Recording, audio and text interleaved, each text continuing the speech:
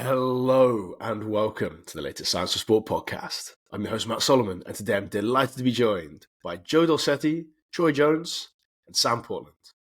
So I'm going to get them to introduce themselves in just a second, but today we're going to be discussing how you can use wearable resistance to improve sprinting performance.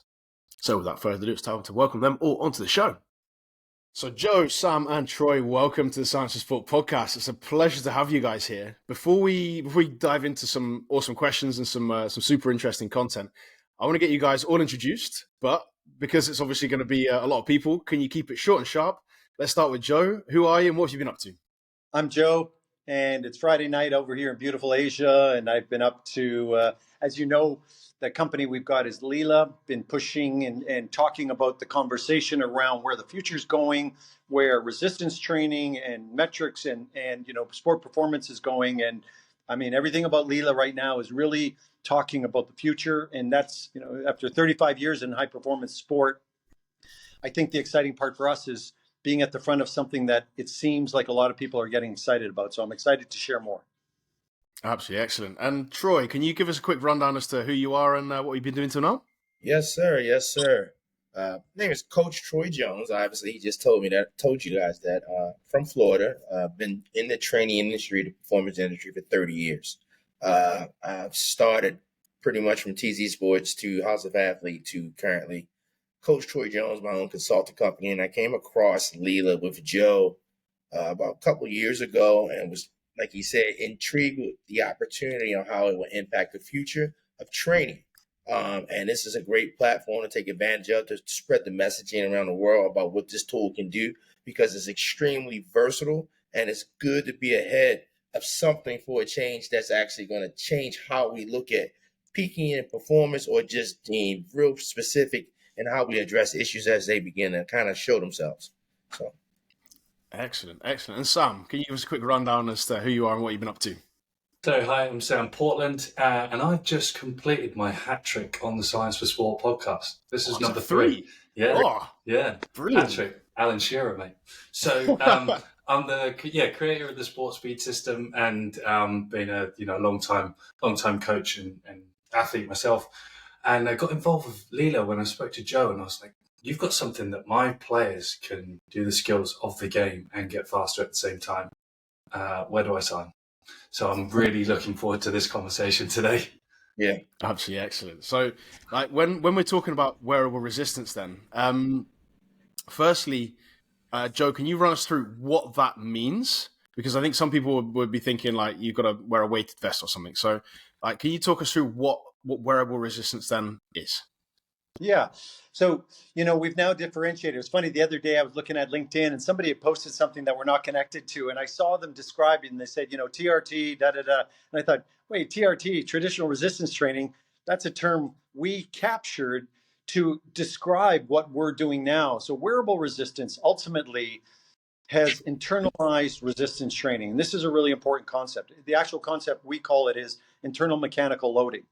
And ultimately what that means is, we all know weight training works. There's 2 forces on the body that work in a movement situation, gravity and centrifugal force. And we're on a planet where weight matters. And when, like I said, we spent 40 years on a Western level really understanding how weight training can be used to improve sport performance.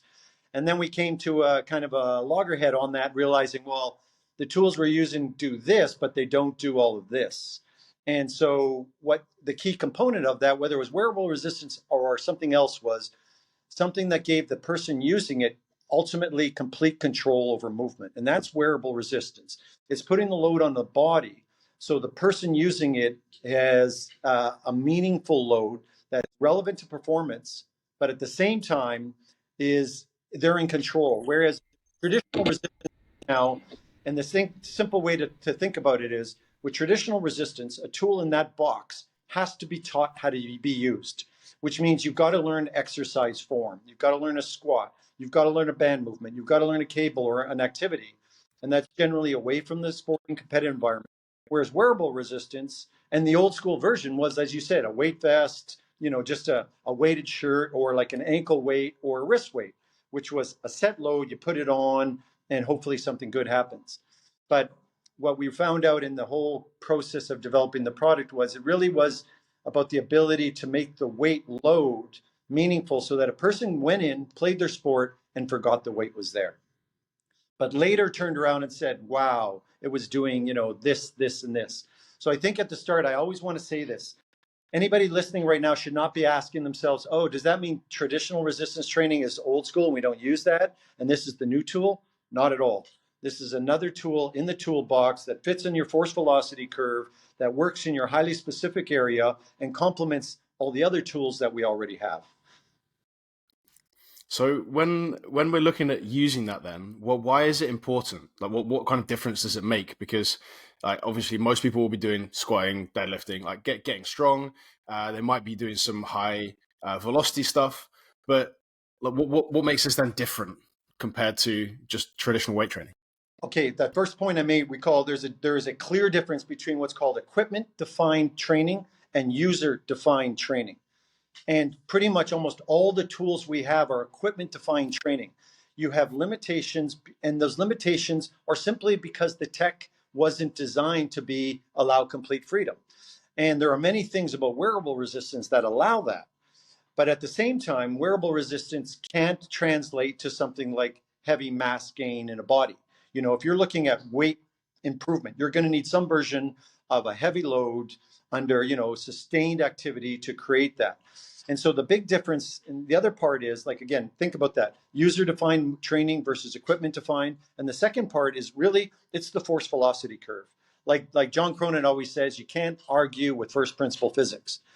And, there's that famous Vern Gambetta version where most training happens here at high force, low speed, but most sport happens here at low force, high speed. And what we have to stop doing is saying, hey, let's take these tools and jam them in there somehow. They're just different tools. So once you get into specific movement problems, once you get into actual high speed, and this is the other point, what we call high speed in the gym, and let's start throwing away the conversation, oh, the intention of speed is all that matters. No, we're already disproving that. You can't just have the attention of speed and talk about contraction velocity and say that then relates directly to what high-speed performance really is. And something we found with wearable resistance, and this is the most important part, when we started this, we had no idea how light a high-speed load actually was. I did not know that these loads we'd end up with would be a few grams and a few ounces. And one of the battles I had when we were creating it was I was trying to make a heavy weight vest, but in a leaner version.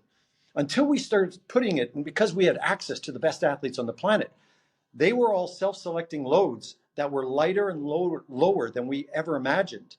But they were saying, Joe, I don't want the gym here on the court or the pool or the field. I want sport. I know what the gym's for, but don't try and make the gym come here. And that's why, that was even in the development of the product. So I think that's that paradigm. It really sits in that force velocity curve.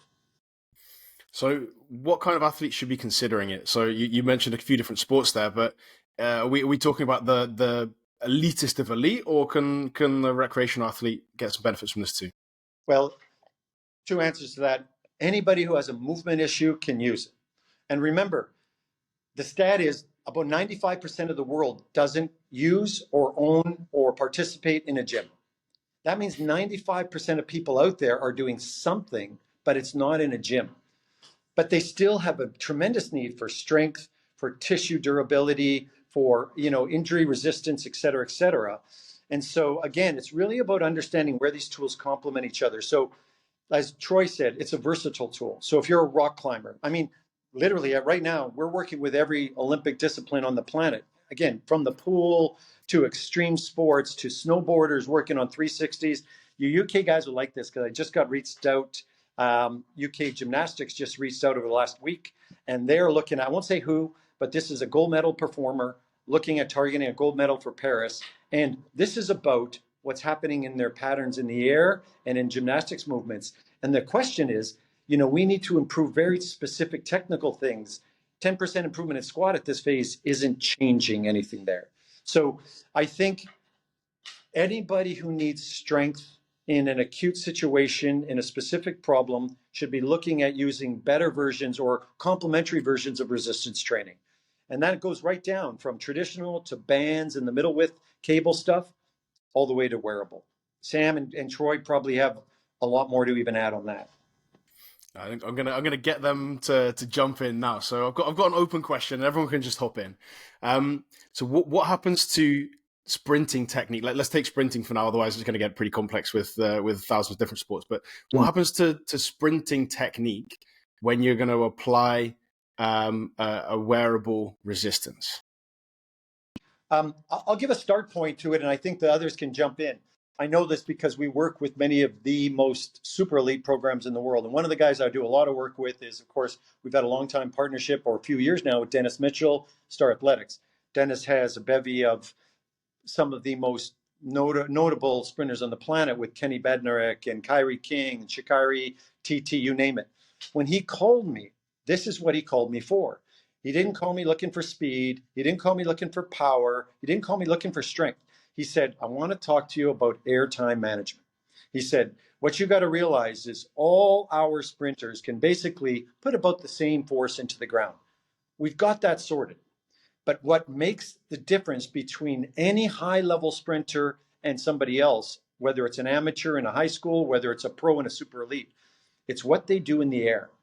And what I realized about your product is we can work the technical components of the sprint mechanics while that body's in the air, because every other form of resistance on the planet only applies that load at the point of ground contact.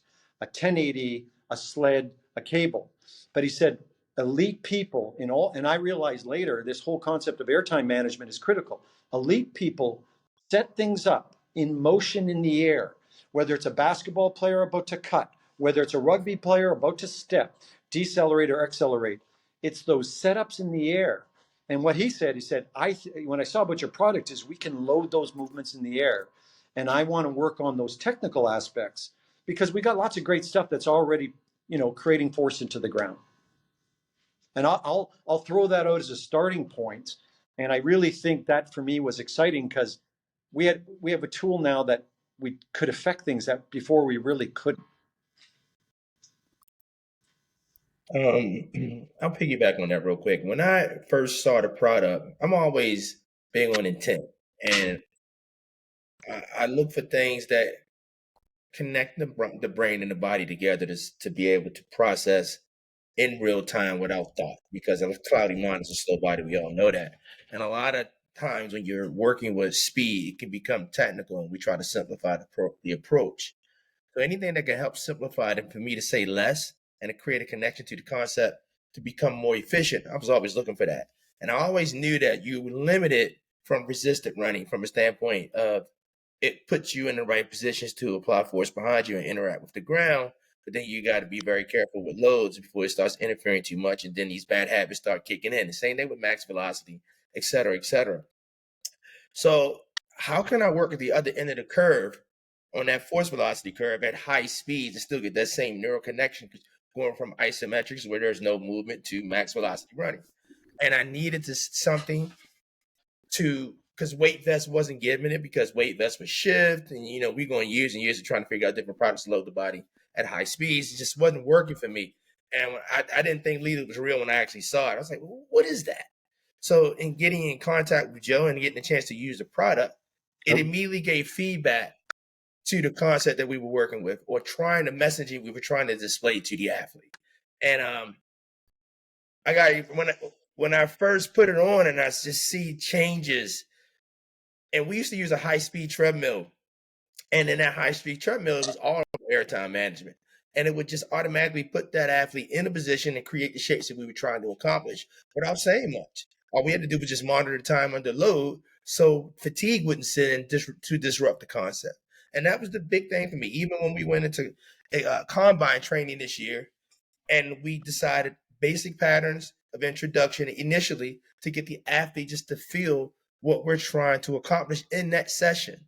And that will carry over to improve performance during the session, but we had to begin to monitor fatigue and things like that so that neural connection can stay connected and translate over from session to session.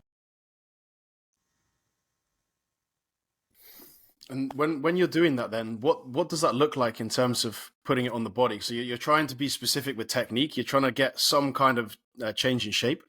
How are you then applying? Because you can't just like shove weights on the person, right? So how do you know how and where to apply the resistance? Sam, you want to answer that, or from your perspective? Or? You can. You go for it. Okay.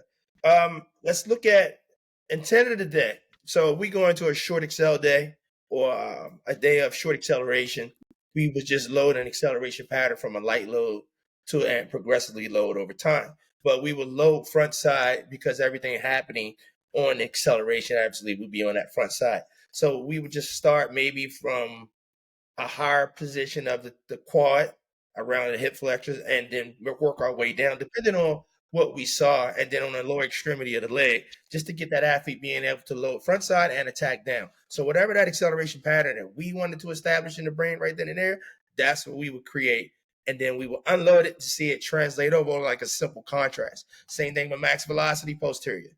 And when we get those basic patterns established, then we will progress the loads over the course of the weeks before we begin to individualize it based on issues we might just see from a structural standpoint or what shows up in their assessment protocols that we need to address that with actually communicating with medical.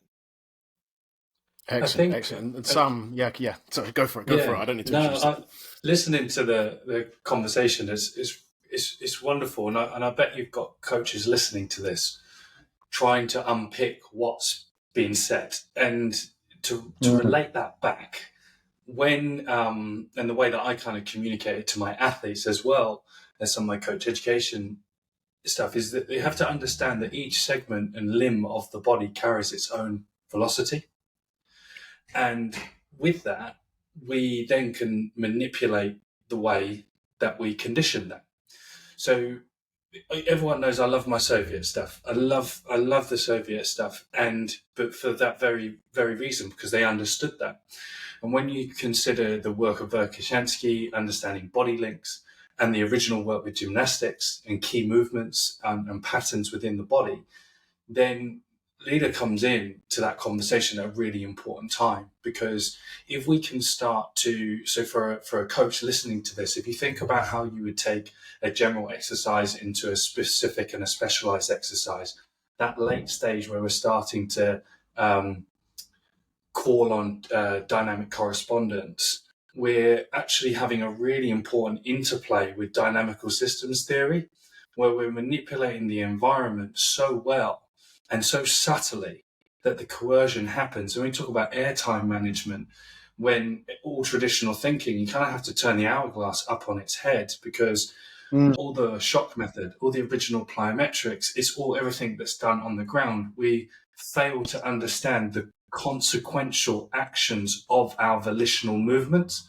So then we're looking at neurology of movement and removing reflexive inhibition of those movements that allows the body to click and create more speed. Because if we go into Golgi tendon organs and the stretch reflex that every coach has been taught, they've only been taught it one way. They've been taught it from a voluntary action rather than from an involuntary movement action, which then comes from cranial nerve stems, which is a whole other big conversation. But what we're doing is subtly, and Joe and I talked about it, you turn people into speed junkies, because there's this feeling that's stored in the body where they do a run and they're like, oh my God, give me that. Give me that. And that's hopefully for coaches, they can kind of see that we paint that path as to how and why this tool becomes so useful. And the potentiation, the acute effects are just remarkable, purely because you just trick the brain to what's already in the body. And I'm rudely interrupting to make sure that you're up to date and aware of the Science Sport Coach Academy. The Coach Academy is an overgrowing library of sports science courses, which are broken down into bite-sized chunks. So if you enjoyed today's podcast and you want to get your hands on some more great sports science information, all you have to do is hit the link in the show notes and you get into the Coach Academy completely for free for the next 7 days. So hit that link when the podcast is finished. So, sorry, Matt, did you want to? No. Go. Okay, so I'm listening to both of them, and they both use a word that's very important. Troy likes the word intent, and Sam used the word feeling. So when we started this project, what I was trying to do, and the history is always important to understand, I was trying to make a more relevant version of a weight vest. I was literally, I always say this, you know, I was training sprinters for the Athens Olympics. We were pulling sleds, and the aha moment was, I want to get the weight off the sled and get it on the body. Then at least the person was in control of what was happening. Now, we didn't know how much weight that meant, but what we actually found when we're talking about light loading on the body at high speed, intricate environments, what the strength coach here needs to realize, your role and your job is changing, and you better get with that change. Because if you're not, you're just like every other period of change, you'll be left behind. And you'll be there teaching a squat in a gym to a couple of people that think it's still cool, but the world of movement will have gone beyond you. Resistance training today, because, and I'm not saying this because we spent the time to build the tool, I'm saying it because I've seen it now. Resistance training today is no longer about load. We are now in a conversation that about where is that load? And so when you ask Matt, okay, well, what do you do? Where do you start? You don't just start putting weight on the body. Well, actually, you do that. You put it on the body and you start playing around. And we have a ton of information to get people started with what we call the experimental phase. Because I can tell you right now, 99.9% of the world has no idea what load on their limbs in real sport even feels like. But these people are masters of the squat and the lunge and the deadlift and all the other conversations that are on Twitter on what's the best way to maybe activate your glutes or whatever it might be. So we spent 40 years understanding loading that comes from an external source, and we know very little, and we're at the starting stages of actual meaningful loading on the body. So if you're listening to this right now and you're sort of confused, remember, we're at the front of this as well. Now, we've got a decade of learning that, and we've got guidelines for it. But the one thing I've seen with everybody we put it on, from a weekend warrior to the super elites, is when they put it on their body and start moving around, they say this, oh, I was talking, you know, Sam, you think about that first time when you took a load and you put it on the front of your shin or you put it on the back of your calf, all on that same joint segment, and you did a run and you're like, but it's a completely different feeling. And what we need to be asking and understanding more is why? Because your body's more sensitive than we knew. And so what both of them are talking about here, and I'll leave this as a discussion point, because this is what I'm most excited about. If you look at wearable resistance and go online and look at the price and say, oh, why do I need a $300 weight vest to do plyometrics? Well, it's a waste. Go buy a $50 weight vest and do plyometrics. We're not doing plyometrics with this stuff. We are changing performance variables that are affecting whether you end up first place, second place, or third place.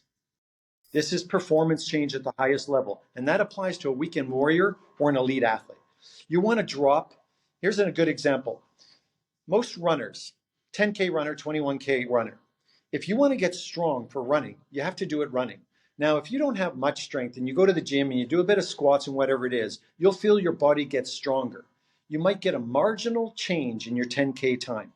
But one thing we learned is the process of deterioration of endurance and fatigue is specific for every movement. And if you can't attack the point of deteriorated ability, which is the fatigue point, at the moment it's happening in the sport, you will not effectively improve that endurance. So this is why runners who go to the gym and get a personal trainer and do their lunges and do all those exercises come out and say, I feel strong, I feel great. Well, my time's the same. And so you're going to have to, at some point, start building the muscles at the moment they fatigue. And that might be minute 20, 30, 40, 50. And so what this tool has now become, and the conversation that we're having, is around coaching married with conditioning. And technical movements, the very first thing we do when we put it on an athlete is not overload them for weight. We put it on there in a technical area, and I'd love to hear Sam and Troy's point. We put it on a technical area so they can connect to that movement. And I'm just going to give you a wonderful example that happened. I remember with Shikari and TT, we loaded them for a very specific movement. Dennis said, I want to work on this. Joe, load that movement. I went in and loaded. The two of them ran. Now, you're talking about two of the fastest women in history. As they walked back on the track, they were talking amongst them, each other. And they're saying, did you feel that? Could you feel the way that was hitting your hip? Could you feel the leg extending? Can you feel? And that's intent, and that's focus. And if you improve intent and focus, the outcome changes every single time. I'm really interested to touch on the force stuff there, because you mentioned forces a couple of times, and obviously the force is very different when you're squatting or deadlifting or doing isometrics, whatever. Um, can as again an open question, just jump on in, but like, can you talk us through then how this changes force? Because you've got velocity as a huge aspect of sprinting, for example, and lightweight, and then some kind of lever arm wherever you might put it on the body. How does that then adjust the forces produced during sprinting? So the way I consider it, and the way I kind of communicate it, is the way that it's all to do with, let's go dynamic correspondence again, accentuated region of force production. So the way that it winds the moment arm is unparalleled. So if you say you've got your hamstring and you're coming into your front side positions, the way that and the rate, the exponential rate at which it will load the hamstring is unparalleled. To, you've got the RDL mutants out there and all of that sort of stuff. Yeah, I'll tell you, I've RDL'd 250 kilos. They ain't got a thing on this, because when you're in, and if we put this into another lens that coaches can understand, is that your fastest, most unstable activity would be overspeed sprinting, limited time on the ground, and that's going to be the most intense stimulus that you can create. Everything backwards from that, everything slower from that, is a percentage of that. So then that becomes a percentage of loading tool. So what you're able to do, I use lots of long accelerations, slow build-ups to 8, 9 out of 10 over 50, 60 meters, is as you are creating more stored energy within the tendon and through the mechanical unit, as you put the LILA on, it just gives you the next gear. So for every step you take a better step. And so the internal forces created within the body are what you're measuring, through feel. And so that's kind of for a coach who we anchor ourselves to the external load numbers as a validation means. So we need to anchor ourselves to the fundamental principles of training and first principle physics and biomechanics, of which we can then extrapolate out into more specialized and specific movements. And I'd love to hear how Troy does it with a lot of the American footballers as well, and what you did in the combine, because that stuff looked amazing. That was that, Troy. This comes back to that world feeling. We just finished the combine there in Florida. I was down there for 2 months, and these athletes just kept using that. I can feel this. It's the transfer for me is if you can impact the environment, and LILA impacts the environment because it puts it directly on the body for me. So anything from a standpoint, that's, we've been using the term front side for a second. A lot of times guys who don't get fully front side, that could be an issue from a mobility standpoint or range of motion aspect. But the one thing that LILA does is it creates a connection for them to use full ranges of motion around the pelvis and the hip, depending on where the load is, which creates more torque and tension in the hips and the pelvis, which creates more velocity when they attack the ground, just from the stretch reflex aspect, as Sam just talked about. So in loading the body in and max, and with the intent on impacting airtime management, to me, creates more intent and velocity down into the ground, because you're maximizing those ranges of motion. That's simple. And that's the big thing. There's nothing like that has in the history of training have been able to do that. Not at that speed. And you see the ground, you see it, and they feel it. And then when they take it off, of course, we know the contrast effect, as we said before. But that's the big play for me. And going back to the versatility, remember, you're talking about being able to put a load pretty much anywhere. When you look at baseball, the whole idea with the weighted ball, distal loading, a loaded implement, a loaded ball, whatever that is, what's the solution? Well, let's not load distally. Let's load near the joint where the power and the movement is coming from, and let's leave the area that they need a lot of fine level control free, because that's what they feel when they're training. Now, the weighted ball wasn't a bad idea. It was basically, that's the caveman version of, hey, let's get weight into a specific movement. And now 30 years later, with everybody with injuries, some were finally saying, okay, wait a minute now. Maybe what if we took that 500 grams? And Troy can speak directly to this because we're working with some of the highest level elites in Major League Baseball right now in very secret form, and taking that load off the ball and using it to correct the issues because they've all had the surgery, they've all had the injury, and they thought, my shoulder's locked, can't release it. This is the new me now. I'm a limited version of myself. And they found out maybe not. So the tool is being used, I think, for a lot more than just weight, Matt. This is kind of what we're doing. Like, you're looking at technical coaching issues. You're looking at, solving the issues where injuries, and you're looking at supporting and building around a joint.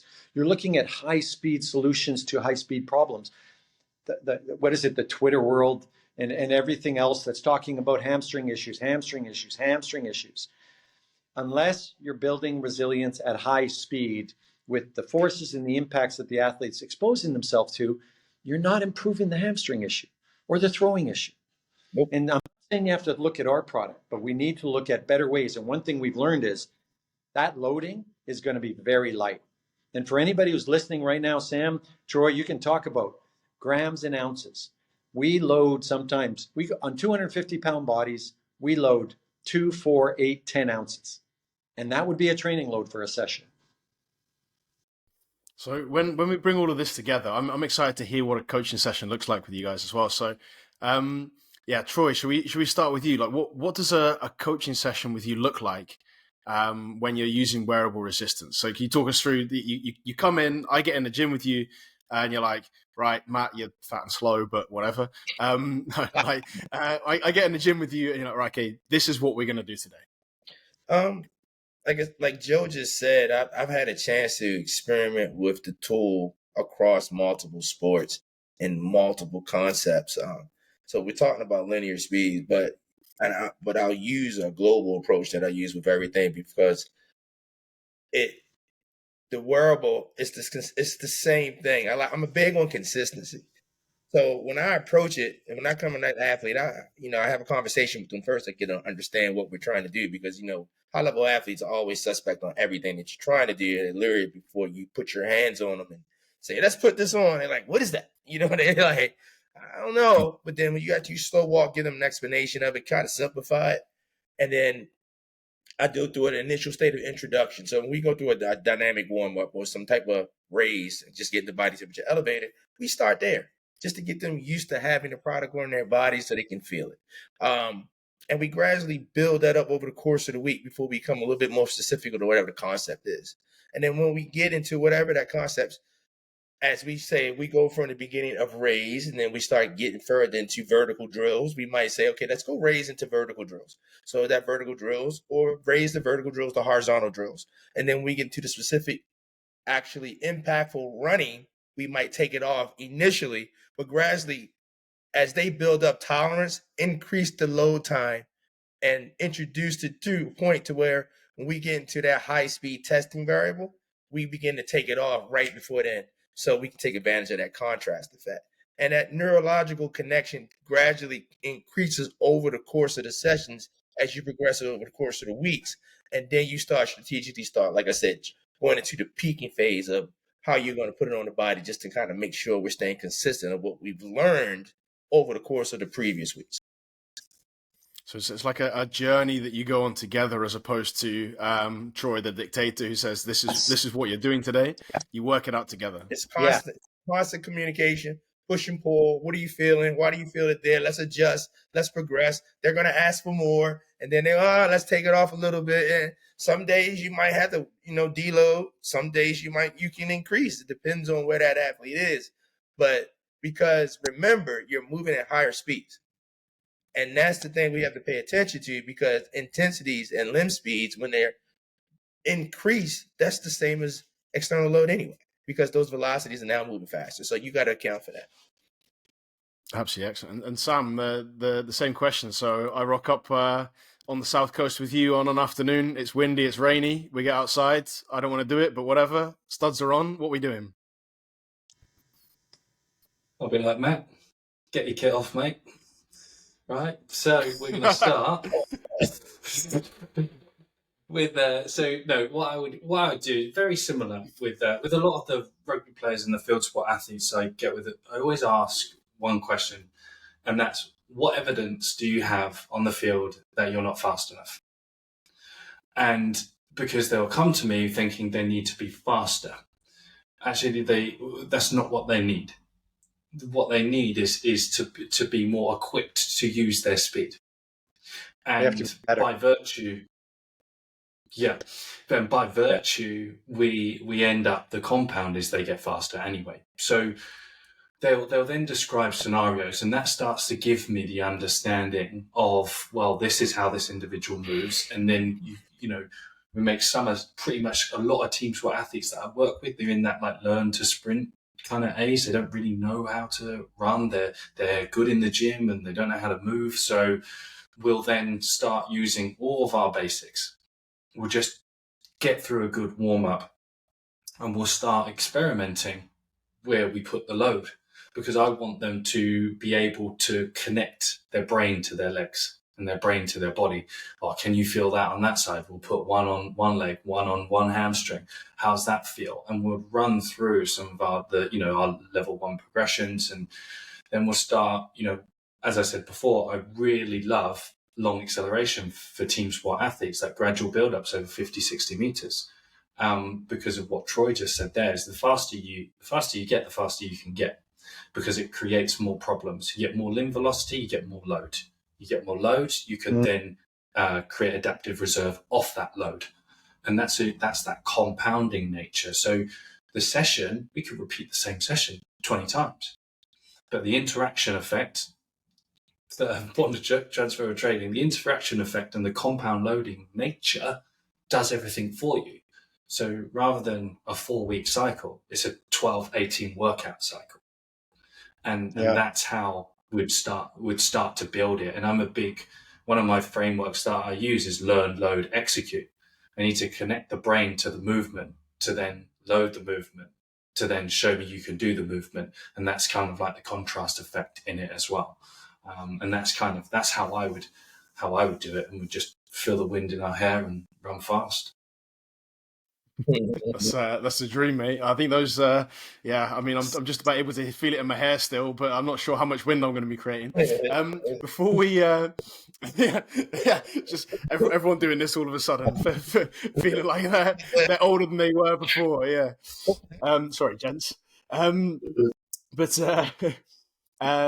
Before we round up, I want to hear what the future of this is like. So, Joe, being someone who's kind of at the forefront of making this technology available to everyone, what do you think is the future for wearable resistance? Where's this going to be in 5 or 10 years' time? Well, that's a great question, because that's the only one I'm really interested in at this stage. And it's not what the future of wearable resistance is. It's what's the future of our field. Like, I get it. Most people aren't concerned about that question. They let other people lead the field, and then they come in. And most fields are like that, right? They're just busy doing the work, right? Oh, that tool looks good. Because day to day, they're out there with people. Well, I'm one of those guys, I think, that's interested in the field. And I am 100% positive that in 10, 20, 30, 40, 50 years, whatever we're doing right now, we're going to look like cave people, like we looked at them in the 70s. Now, I think Troy, I think I'm a little bit older, but you and I were guys there. I started in the 80s. And so if we're going to talk about the future, let's talk a little bit about the past. In the 80s, we had to convince people that the gym was even important. You got to remember, athletes didn't go to the gym. My first team, I'm 10 years old, training Olympic wrestling team of Canada, and wrestlers didn't do weights. They lifted each other in wrestling practice, until the coach found some articles about the Russians doing it. And he came up to me and said, Joe, I see you lifting weights. I was the only guy in my uni going to that gym. And he said, I see you lifting weights. Can you teach our wrestlers that? And none of them wanted to even be there. Now, you got to realize that was the 80s. So then 92,000, whoever's in the field now is like, oh, this is the commonplace, right? No. And it's going to change. But what I want people to think about more than the future of wearable resistance, and I'll give you some insights to what we're working on in a sec. Training isn't changing. And if you're a strength coach, wake up. Training is not changing. Sport is changing. And because sport is changing, training has to change. So get out of the conversation that training is driving sport. Sport is driving training. And we have a whole array of new sports coming on. The Olympics as we know it is different. It's already changing. You want to be old school and talk about why breakdancing shouldn't be in the Olympics? Go ahead, but it is. So get with the times. We have ultra endurance is back. Hyper speed under high endurance conditions is faster than ever before. Bodies are getting slimmer, more athletic, quicker. Sport is changing. So our training has to change with it. And I'm asking you, what are the tools of yesterday's value in an environment that's getting hyper endurance, hyper speed, and a technical level of proficiency that we've never seen in athleticism? What is going to be the training tool that's going to enhance that? And if anybody out there answered a squat, I'm sorry, you lost. No. So wearable resistance is, I think it's a step towards a whole new organic conversation. And this is something to think about. The body is the machine. And right now we're understanding that, I think, for the first time at a much higher level. I agree with Sam. The Russians actually knew this a long time ago. And they had versions of EXOGEN. And any old school coach I talk to, the first thing they tell me is, Joe, do you know I used to glue weight on the body? You know I used to stick sandbags on the body? And it goes back to what Nick Winkelman said. And I love this guy for so many reasons. He said, Joe, every coach, every trainer, every athlete in the world has tried to figure out how to glue weight on the body. And there's a reason, because we wanted to add a weight to movement. So what's that going to be next? I'm telling you, it's all coming down to where movement actually comes from, and it's rotational mechanics. Everything we're doing today is linear. We measure linear, we think about linear, but the body does not move linearly, even though the outcomes are linear measured. Yeah. The body rotations, and Sam, you hit it bang on. Every segment of the body moves at its own speed. And I'm telling you, the next 10 years of what we're doing is defining and programming and periodizing loading and overload stress around rotational mechanics. And what we're going to be doing there is very exciting, because anybody on biomechanics right now knows the secret of the next stage is rotations. Absolutely excellent. So, guys, massive thanks for your time, effort, and wisdom today. It's been a pleasure talking. I want to just whip around you guys really quickly. Where are you on social media, websites, all that kind of stuff? Troy, let's go. Where can people find you? That's the old guy question again, man. I can't remember my social media handle. We'll put it in the show notes. It'll be fine. Don't worry about it. My website is coach@coachtroyjones.com. My Instagram handle is Coach Troy Jones. And right now I'm in South Florida operating my consulting company. I have a vast number of companies I work with in multiple aspects that's trying to impact sports to message or push us into the next stage of where our development is. Like Joe, I'm going to shut it down real quick because I could talk forever. But Joe made me sound old because I remember in baseball practice in high school, dude said, baseball players don't lift weights. And you look at them, they all lift weights and they can't swing. And I remember it like it was yesterday. And I'm like, he just went against it. But you can reach out to me anytime you like. You got any questions about what we're doing? And LILA is the product of the future. I recommend that you look into it and get your hands on a kit and experiment and have a good time with it as soon as possible. Excellent. Thanks, Troy. Sam, whereabouts are you? Sam Portland, anywhere you want to look. Brilliant. Easy. Sorted. Thank you very much, Joe. Yeah, just you go to the website, our lilateam.com, and all our hashtags, our handles are Lila Athletes. But I will say this, people, follow Sam and follow Troy, because the stuff these guys are doing, they're current in the field. I'm not. I'm current in the tech. But what I watch these guys do, that's where you're going to see the magic happening. Absolutely excellent. Gentlemen, thank you so much for your time and wisdom. It's been a pleasure, and I look forward to speaking again soon. Thank you. Thank you. Cheers, guys. And that's it. Once again, a massive thanks to Sam, Troy, and Joe for all of their hard work in today's podcast. I really appreciate it, and I'm sure you do at home too. Before you leave, I want to point you in the direction of the Science of Sport Coach Academy. The Coach Academy is an overgrowing library of sports science courses which are broken down into bite-sized chunks. So if you've enjoyed today's podcast and you want to get your hands on some more great sports science information, all you have to do is hit the link in the show notes and you can get in there completely for free for the next 7 days. And what's more, every time you complete one of the courses, you'll get a certificate of completion, which will prove your ongoing education. And also, if you've enjoyed today's podcast, it'd be fantastic if you could recommend it to a coach, a colleague, an athlete, or a friend. That means that we can keep bringing the best possible guests and best possible content. And that's it. Once again, a massive thanks from me. I'm Matt Solomon for Science of Sport, and I'll speak to you next week.